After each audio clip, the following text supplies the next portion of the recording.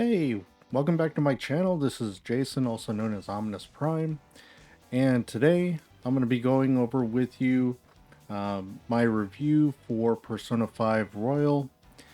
And I recently, finally, played Persona 5 Royal on the PlayStation 5. The game was on my backlog. I started just as soon as I got my PlayStation 5. Just to kind of get this out there, I have not played any of the Shin Megami Tensei games, Digital Devil Saga, or any of the Persona games previously. The reason for that is this has always been kind of the territory of my wife's games. Not JRPGs in particular, it's these franchises. She has a love for them, but in the case of Persona 5, I know it's been out for a while. She hadn't gotten around to play it, so I was like, I really want to play it. So I went ahead and jumped in on it, and not to hold this until like the end of the review here. I do want to say that I strongly recommend this game to anyone that has not played it. And if you like JRPGs or RPGs in general, you'll really like it. If you're a fan of anime, familiar with those types of stories, groups of teenagers that go out on an adventure, you'll really enjoy this game. Now, there will be spoilers, so if you don't want to know more, please play the game and then come back to watch the rest of this video. The story will be the last thing I get into, so let's start with the presentation. Persona 5 was originally released on the PlayStation 3 and PlayStation 4 in Japan, September 2016, and got a worldwide release in April of 2017. We actually, when it released, we got the box set for the original Persona 5. Let me know in the comment section if you would like me to do an unboxing of that. I may put out a video if it's requested. The visual style of the game is consistent throughout the game, and so when it switches from like gameplay to like anime cutscene, it isn't jarring.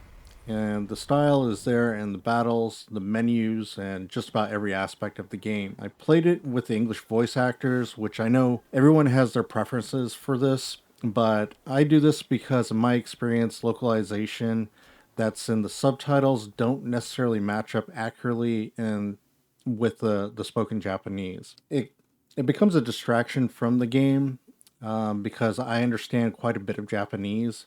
To hear it and see the subtitles not match up with what's being said gets to be something that kind of pulls me out of it.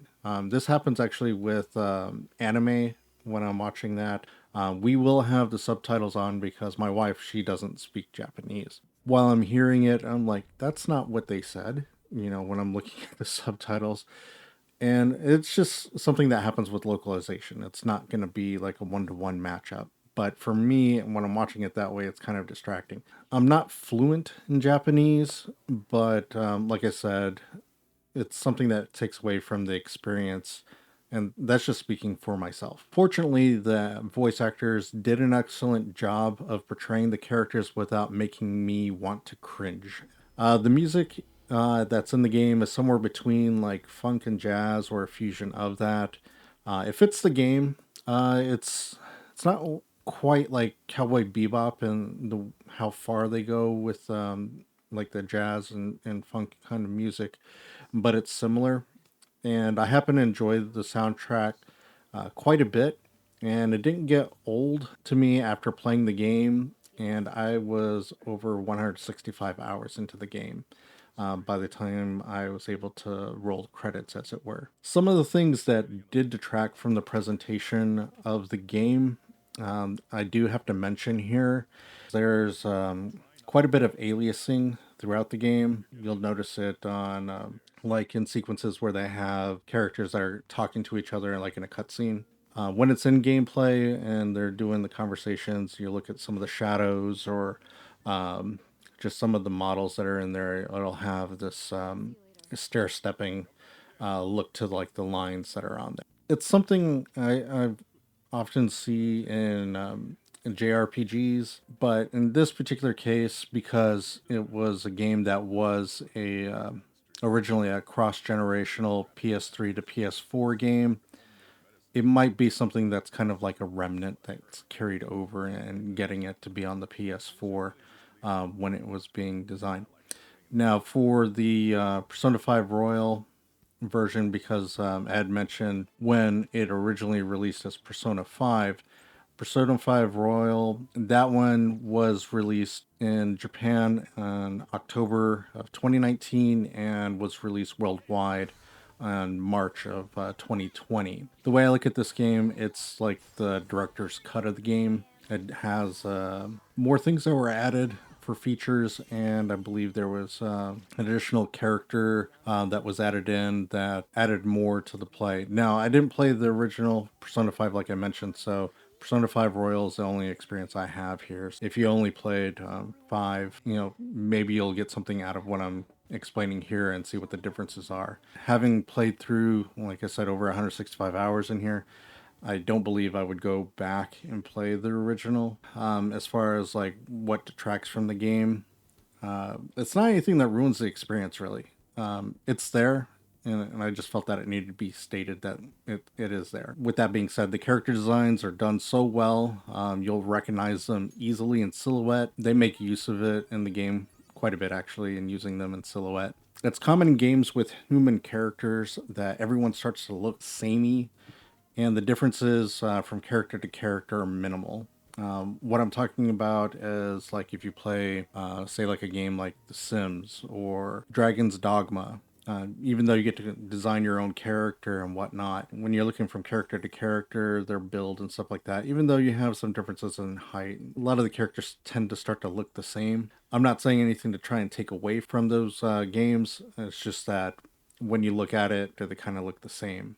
It's not really the case here with this game. You can tell that they all kind of fit in the same world. The characters, like the ones that are in your party, wear school uniforms, right? And uniforms are meant to be the same. But each character, from their posture to their animations, like how they walk, they all have their own way of how they carry themselves about. One of the characters, Ryuji, sure, he has blonde hair and it's kind of like spiky. He wears his clothes a little bit differently, even though he's wearing the same uniform, and that goes from character to character.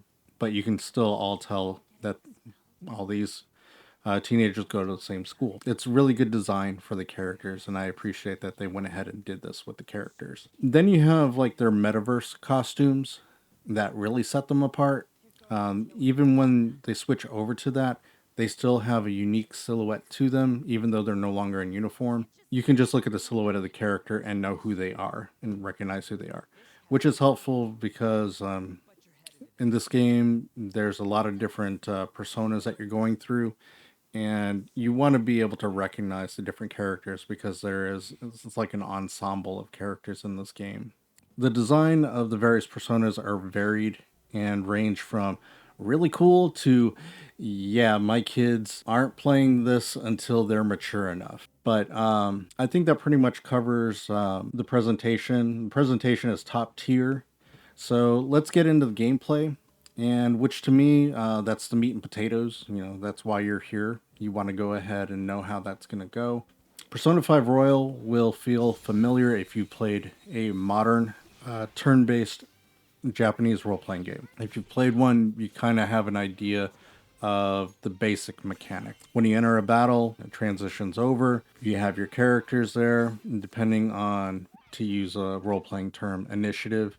Based on your speed, whoever's going to go first. Battle starts to play out that way unless you ambush somebody, and then you get the advantage. Or if you're ambushed, then you're surrounded and they have the advantage, and then you take turns entering commands and going through the battle. When you're in combat, the places that these take place are going to either be in a palace, which is basically a themed stronghold for your current target, or in mementos, which is a ever-changing and expanding dungeon of sorts.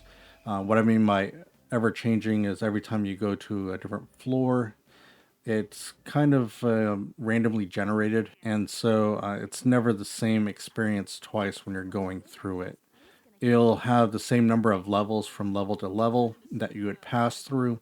However, each floor will not be the same as when you were in there last. When you're in these, either the palace or mementos, you'll have encounters with shadows.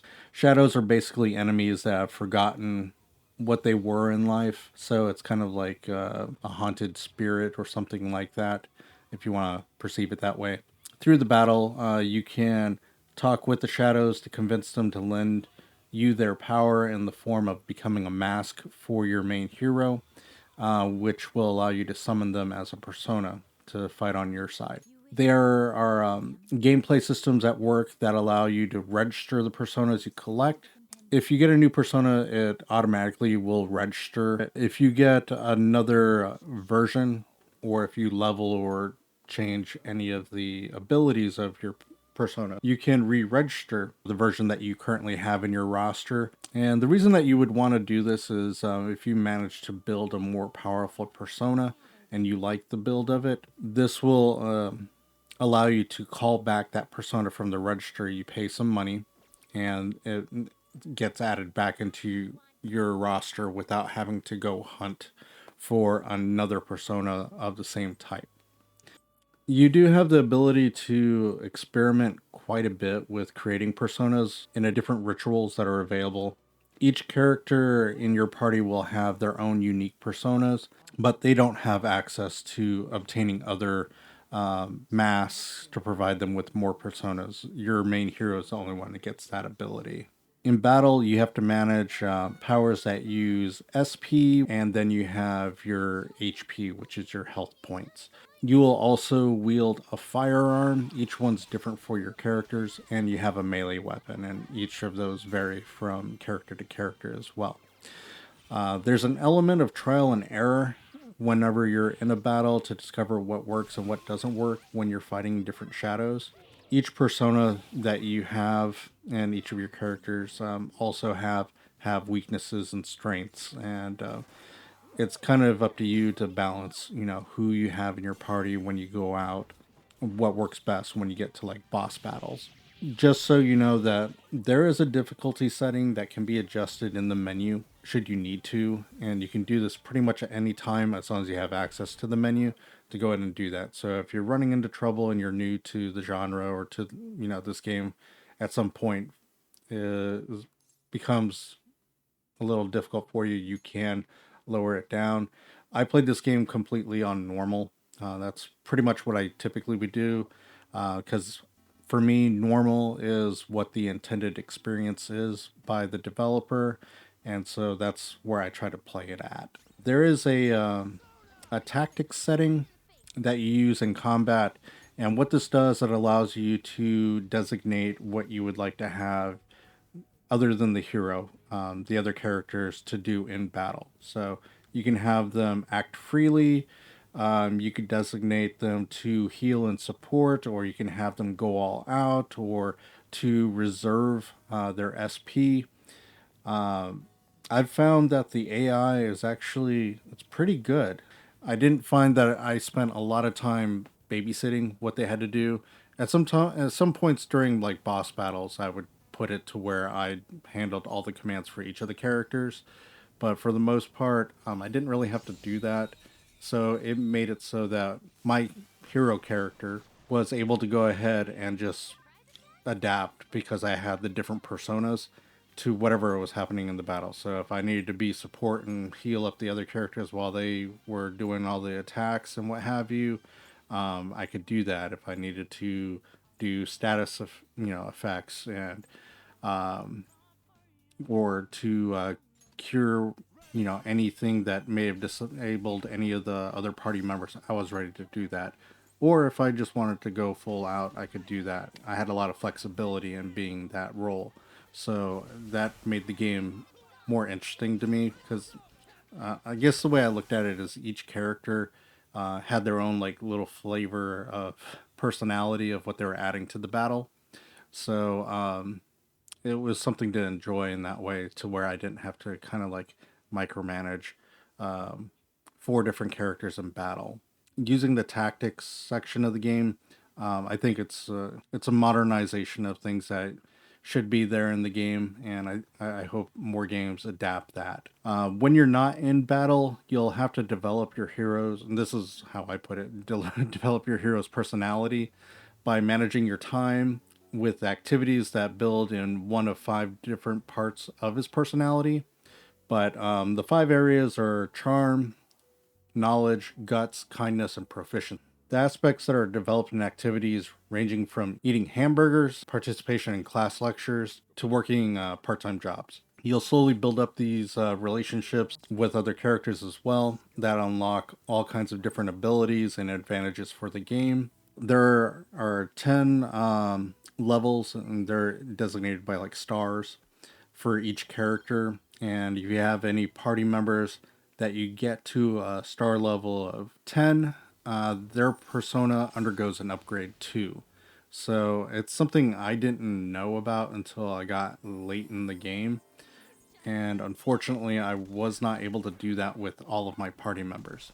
So it's important to manage your time properly in order to get access to that. With my playthrough, if you get any of the female characters up to like star level of 9, you get an option to romance them. It'll let you know, hey, be careful what you say here, because it's going to affect the relationship that you have with this person. And at level 10, it kind of like seals the deal, depending on the choice that you made. And if you're already in a relationship, it'll warn you, hey, you already have a girlfriend. So before you make a choice, you can still make the choice to date more than one girl or a woman. And there's a calendar in the game that marks the amount of time that you have left to complete missions. And so, again, managing your time is an important thing. You can run out of time and you can find yourself enjoying yourself, playing darts, going to play billiards, and doing all kinds of other activities that don't necessarily help you in progressing. But I don't know. And some of the things I let my character indulge in, and that's where I ran out of time because I was like, he's a teenager, he needs to have some fun. It's a role playing game, so that's why I think in this way, those types of terms. It wasn't so much of the way that my friends and I used to put it when I was young, is power gaming, where you analyze a game based on the mechanics and you only play it that way to make sure that you get the maximum like stats and you get the maximum abilities in order to like just run over anything that gets in your way in the game. And we found playing with power gamers isn't fun. It's more fun to play with people that role play and understand that you're playing through a character that's dealing with situations. So I don't want to spoil a whole lot. I understand I said that there's going to be spoilers, but I'm not trying to ruin the game experience for anybody that's just getting into it. One last thing to mention here, as far as like the gameplay goes, is the inventory system. It's kind of average. It is stylized, so it's fun to look at, but it's not necessarily the easiest thing to navigate through. So it's going to take some getting used to, but it's about average. It's not anything that to sing about. That's about it for the gameplay. Just to get into the story, if you stuck it through in the video here, there's going to be some things that do get spoiled. But first off, there is a storytelling trope that is done here in the very beginning of the game that sets up the framing device that's used to tell the narrative. So you're in the middle of a mission when the game starts, and you're on your own, on the run. And you have these people that you don't know talking to you over some kind of comm system, and they're kind of directing you on where to go. It's kind of like the Matrix, right? And you're Neo in the office. Some spoilers for the Matrix. The original Matrix came out in 1999. If you haven't seen it, that's your fault now. So it's kind of like Morpheus guiding you around, trying to escape from agents. But in this game, you're being told where to go. You're on your own until you're assisted by a redheaded masked girl with a sword. She mentions that she's not a member of the Phantom Thieves, and then she says that she's not going to interfere but she's going to help delay the forces that are coming after you so you can escape. If you don't make it, you get captured, just like Neo did in the Matrix. When you're captured, you have to sign your name, so you get to pick your name here. There is no default name for the hero. After you go through that part, you're in a room being questioned about your past crimes. There's a flashback that comes after this. You get to play things out from the beginning of the story. I think it's a clever setup in that the hero, when you're in the interrogation room, it's indicated that you've been drugged, so his memory is fuzzy.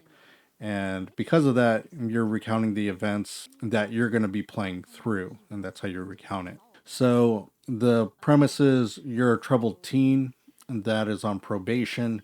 You are taken in by Sojiro Sakura and will be attending Shujin Academy. You're given the attic of a cafe called LeBlanc, and the cafe that you're staying in, they serve coffee and curry. I mentioned this to my wife, and she was like, "Ew, why would you have those two together?" And it's explained in the story why it's done, and I don't know, it's something I might try. I do love Japanese curry served over rice, and you see it quite a bit here in the game. And it's kind of like a trope that you see in anime. Curry comes up a lot. The attic serves as like your room that you'll be staying at, and you'll kind of build up as you're playing through the game. And you were to reside there for 1 year for your probation for a violent offense that you had committed. So you're a second year, which in Japanese high school, you have 3 years. You have your first year, second year, and your third year, and then you graduate during your third year or after your third year. With your time there, you're going to be dealing with this is a weird list of characters when I listed out. You have a pervy volleyball coach, a credit stealing artist, uh, a criminal underworld boss, a crooked businessman who's looking to turn into a politician, a hikikomori, which is a shut-in, who's a hacker, a desperate to win prosecutor, and a megalomaniac politician. So I can stop calling him the main hero. He's codenamed Joker. So that is the name that they use for you when you're in the metaverse.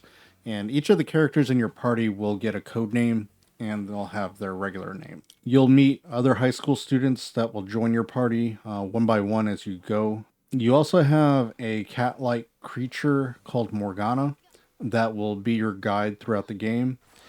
And I do want to say I did not like Morgana. I'll explain here in just a bit. Each of the characters that you meet in the game that you'll be interacting with will have a problem that you'll help them solve, but you'll have to build your relationships up with them in order to gain enough trust to where they'll let you know what their problem is and have you try to help them solve it. You can give gifts and do different activities with them to build towards leveling up those relationships. That has to do with that star level I was talking about, where you have 1 to 10 as you're going through it, and each interaction kind of like you'll see like these little notes that'll appear in blue. It's kind of like letting you know how many points that you gained towards moving towards that next level. And its lowest is like a 1 and the highest is like a 3 during like an interaction typically.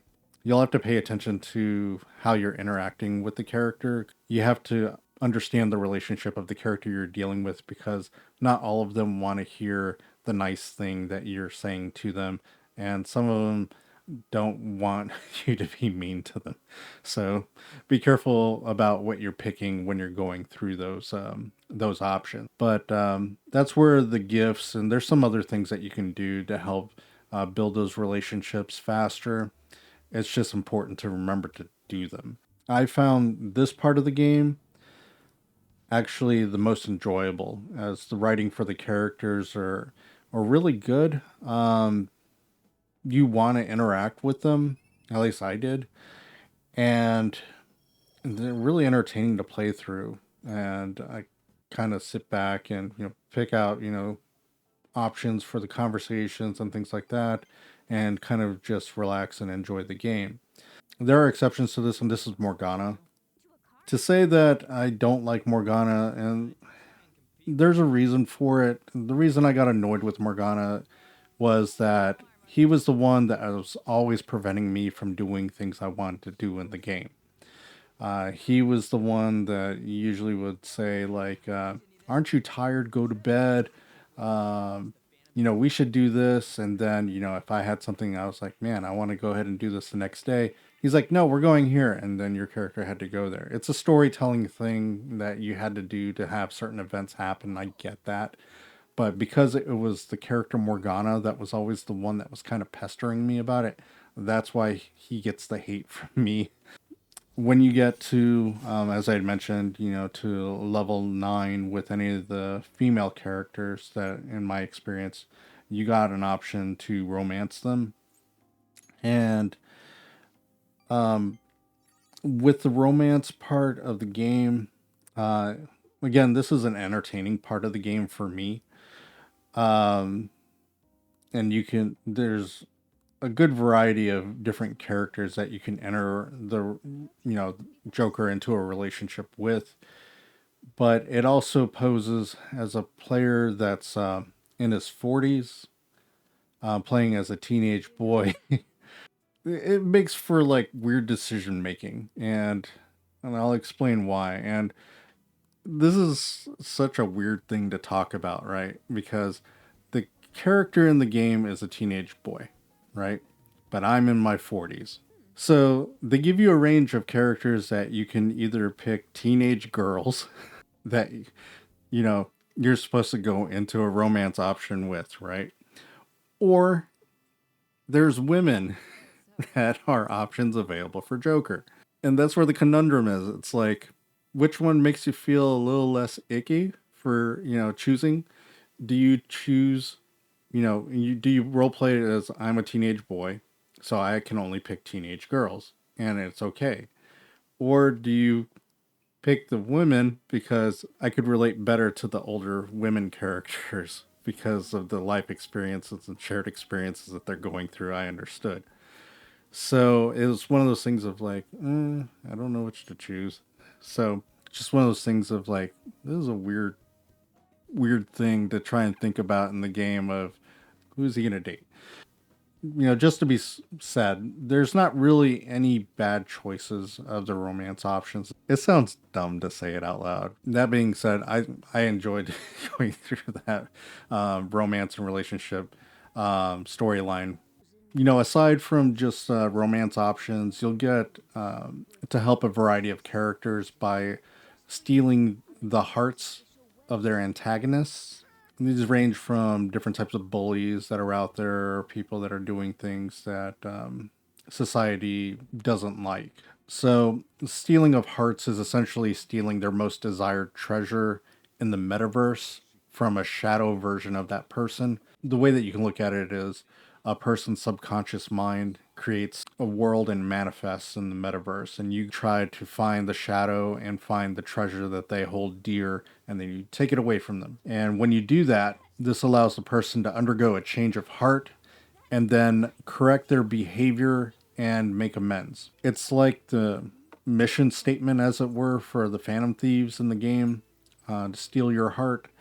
And you play as a group of teenagers trying to reform society for the better. The difficulty is pretty even for the most part throughout the game, except for one boss battle. And the boss battle is timed. It gives you like a 30-minute count, and there's dialogue that comes up during the battle that will eat up the time. It doesn't pause while somebody's talking, so you're going to want to skip through some of the dialogue. It can feel unfair when you're playing through it, as it requires you to dispatch wave after wave of shadows that are coming, and each wave must be defeated all at once. If one survives, you got to start that wave all over again, and the count continues as it goes. You get what seems like 2 rounds to beat each wave before it recycles, and like I said, all the while the clock is ticking.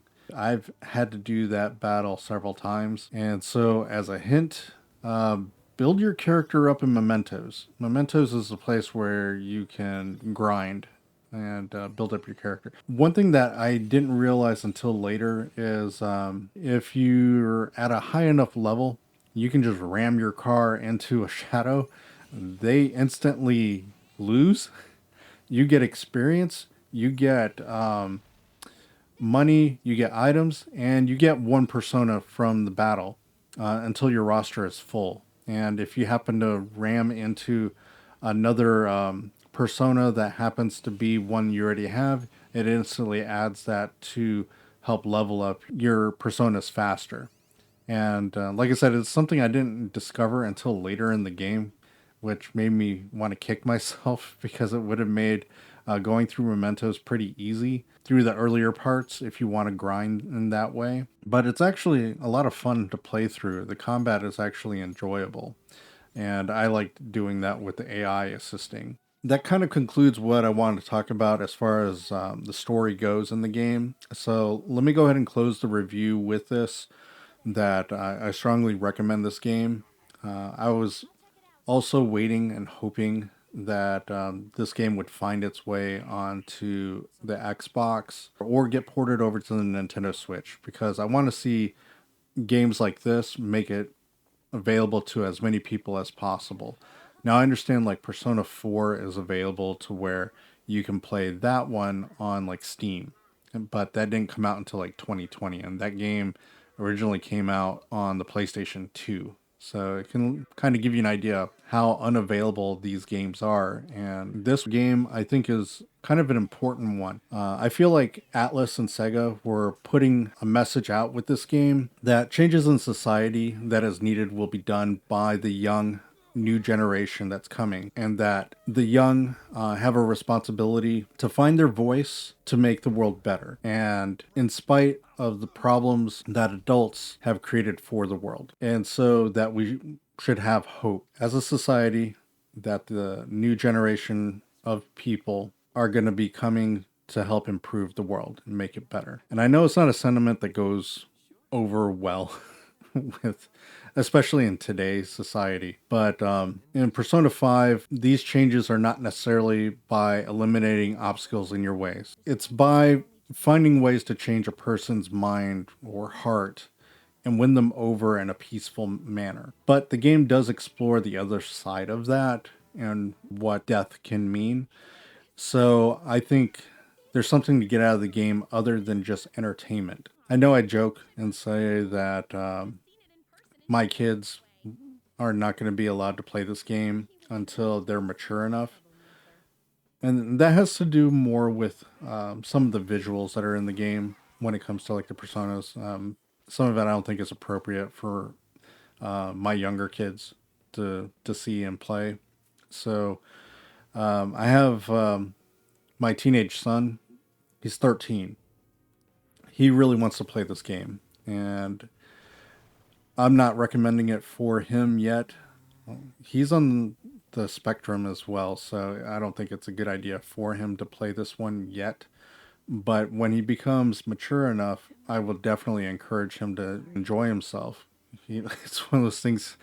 He's a teenager and he wants to have the freedom to do stuff, and I'm being the Morgana telling him, nope, you can't do that yet. Other than that, this concludes the review of Persona 5 Royal. If you like this review, remember to give it a thumbs up and share the video. If you didn't like it, give it a thumbs down. Leave a comment on what your experience was with Persona. Let me know if you're going to be taking a chance on the game and try it out yourself.